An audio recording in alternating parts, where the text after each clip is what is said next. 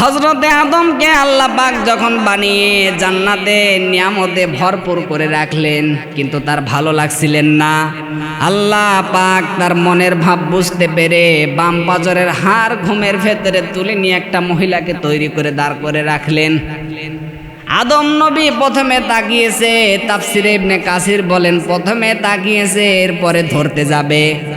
আল্লাহ পাক ওই সময় ডাক দিয়ে বলেছেন, আদম তাকানো যাবে না, ধরাও যাবে না। আদম নবী বললেন, আল্লাহ তাকানো যাবে, ধরাও যাবে, কি করলে? আল্লাহ বলেন, একটাই বৈধ পন্থা আছে, বিয়ে করা লাগবে। এখান থেকে এটাই শিক্ষা দিতে যাচ্ছি, বিয়ের আগে অন্য কোনো মেয়েদের দিকে তাকানো এটা জায়েজ নেই, এটা হারাম। এখন অনেকেই 14ই ফেব্রুয়ারি পালন করছে। 14ই ফেব্রুয়ারি বিশ্ব বেহায়া দিবস যারা পালন করছেন, এটা কিন্তু ইংল্যান্ড থেকে এসেছে। এই খ্রিস্টানদের এই চক্রান্তকে যারা ফাঁদে পড়ছেন, আপনার কিয়ামতের দিন ওই খ্রিস্টানদের সাথে আপনার হাসর হবে। উনি বিয়েতে রাজি হয়ে গেলেন। আল্লাহ ডাক দিয়ে বললেন, আদম বিয়ে করবা, তোমার কাছে মোহর আছে, মোহরানা তো দেওয়া লাগবে। আদম নবী বললেন, আল্লাহ আমার কাছে তো এন্ট্রি পকেট কোনো টাকা নেই।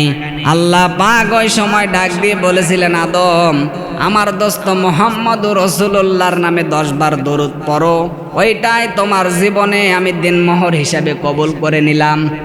এই দরুদ পড়ার পরে আল্লাহ ডাকছেন, অকুলনা ইয়া আদামু উসকুন আনতা ওয়া যাওজুকাল জান্নাতা ওয়া কুলা মিনহা রগাদান হাইসু শিতুমা ওয়ালা তাকরাবা হাযিহিশ শাজারাতা ফাতাকুনা মিনাজ জালিমিন। আমিও আয়াত পড়েছি, এভাবে তো না, আজকে আমি যেভাবে তাফসির আকারে সাজিয়েছি এভাবে একটু দেখেন। আদম নবীর বিয়ে হয়ে গেল। আল্লাহ পাক বললেন, আদম বউ নিয়ে বাবার বাড়ি চলে যাও। আদমের বাবার বাড়ি মানে হচ্ছে জান্নাত। তাহলে বিয়ে করার পরে বউ নিয়ে আপনি শ্বশুর বাড়িতে থাকবেন না বাবার বাড়িতে যাবেন? আর আসতে বলেন, বিয়ে করার পরে আপনাকে বউ নিয়ে বাবার বাড়ি চলে যাবে। আল্লাহ পাক বললেন, আদম শুধু বাড়ি গেলেই হবে না, বাড়ি মানে হচ্ছে আদমের বাড়ি মানে জান্নাত। ওয়াকুলা মিনহা রগাদান হাইসু শিতুমা। আল্লাহ পাক বললেন, আদম বাড়িতে শুধু নিয়ে গেলেই হবে না, তুমি যে মানের খাবার খাবা, যে মানের পোশাক পরবা, ওই রকম মানের খাবার, ওই রকম মানের পোশাক তোমার স্ত্রীকে দেওয়া লাগবে। আজ যারা নারী পরিষদ, নারী মুক্তি পরিষদ, নারী বিপ্লব মুক্তি পরিষদ নাম ধরে যারা চিল্লাচ্ছেন যে কোরআন নারীদেরকে কোনো মর্যাদা দেয়নি, আরে শয়তান, ওয়াকুলা। আল্লাহ পাক পুরুষের দিকে ঝোঁকেন নাই, নারীর দিকেও ঝোঁকেন নাই, মাঝামাঝি দিয়ে দিলেন, অকুলা দ্বিবচন দিয়ে দিলাম। হে আদম তুমি সব করতে পারবা, সব কিছু করতে পারবা, তুমি যে মানের খাবার খাবা ওই রকম মানের খাবার, ওই রকম মানের পোশাক তোমার স্ত্রীকে দেওয়া লাগবে। এটা নফল না, এটা ফরজ।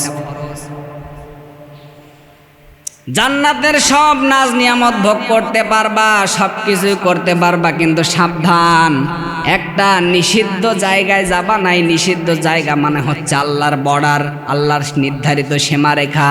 এই পৃথিবীর ময়দানে প্রায় 500 বর্ডার আছে যেটা আল্লাহর নিষিদ্ধ। এই জায়গায় গেলে আপনি আমি জালেম হব। জান্নাতে একটা বর্ডার পার হলে আল্লাহ ঘোষণা দিচ্ছেন, ওয়ালা তাকরাবা হাযিহিশ শাজারাতা ফাতাকুনা মিনাজ জালিমিন। আল্লাহ পাক বললেন, আদম সব খাবার, সব পরবা, সব ভোগ করতে পারবা, অসুবিধা নেই, কিন্তু ওই নিষিদ্ধ জায়গায় তুমি যাবা না। যদি যাও তুমি দুইজনই জালেম হবা। এখান থেকে আমাদের শিক্ষা কি? আপনি স্ত্রীকে নিয়ে ঘুরতে পারবেন, বেড়াতে পারবেন, যে কোনো জায়গায় যেতে পারবেন, কিন্তু আল্লাহ যেখানে নিষিদ্ধ করছে, বর্ডার দিয়ে দিয়েছে, ওই জায়গায় আপনি যেতে পারবেন না। যেই জায়গায় আপনি নিজে গেলে, আপনার স্ত্রী গেলে, আপনার দুইজনেরই পর্দা থাকে না, ওই জায়গায় যদি আপনি যান দুইজনই জালেম হবেন। জান্নাতে একটা বর্ডার পার হলেই আল্লাহ তাদেরকে ঘোষণা দিয়েছিলেন কি, দুইজনে তোমরা জালেম হবা।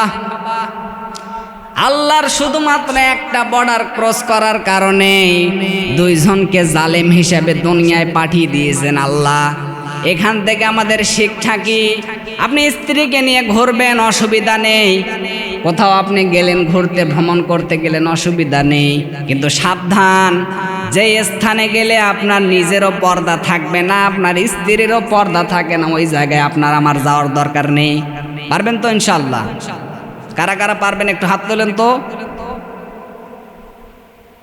আল্লাহ পাক বলেন, অকতিলু, তোমরা লড়াই করো, যুদ্ধ করো, সংগ্রাম করো, আমি আল্লাহর রাস্তা হবে কিন্তু আমি আল্লাহর। যারা আল্লাহর রাস্তায় যুদ্ধ করবে, আল্লাহর রাস্তায় জিহাদ করবে, এই লোকগুলো কিন্তু শহীদ হবে। অকতিলু, তোমরা লড়াই করো, সংগ্রাম করো, যুদ্ধ করো। অকতিলু ফি সাবিলিল্লাহ, আমি আল্লাহর রাস্তায় তোমরা যুদ্ধ করবা, জিহাদ করবা। আল্লাহর রাস্তায় যুদ্ধ করলে আপনি অবশ্যই শহীদের মর্যাদা পাবেন।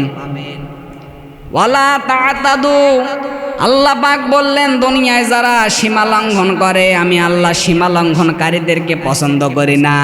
তামাম দুনিয়ায় আপনি এই যে আদম থেকে শুরু করে ঈসা রুহুল্লাহ পর্যন্ত যারা পৃথিবীতে এসেছিল, কেউ জালেম জুলুম যারা করেছে, বেশি দিন টিকে থাকতে পারছে।